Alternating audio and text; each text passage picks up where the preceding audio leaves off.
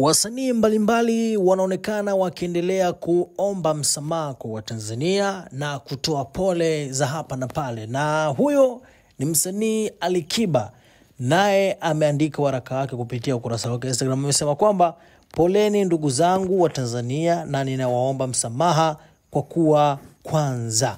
Akaeka emoji ya kushukuru. So baada ya hapo nimejaribu kupitia comment mbalimbali kwenye mitandao ya kijamii. Wengi wamekuwa wakitoa maelezo ya hapa na pale kuhusiana na msanii Alikiba kuweza kutoa ujumbe huu wa kuwapa pole ndugu jamaa na marafiki ambao walipoteza wapendwa wao siku ya maandamano. Yaani katika yale maandamano ambayo yalitokea siku ya tarehe 29, basi Alikiba ameweza kutoa pole kwa ndugu jamaa na marafiki ambao wamepoteza ndugu zao. Lakini pia comment ni nyingi sana juu ya jambo hili la Alikiba kuweza kuandika. Sijajua kwa nini ameandika kwa kuwa kwanza akaweka emoji ya kushukuru. So tunaenda kufafanulia jambo hili kubwa, lakini pia ni vyema pia tutaendelea kuchimba zaidi pia kuweza kumzungumza tena Alikiba, kutaka kujua labda pengine kwa nini ameandika hii ya kwamba kwa kuwa kwanza amemaanisha nini. Ni kauli yenye utata sana. Endelea kuwa nasi kwa update zaidi.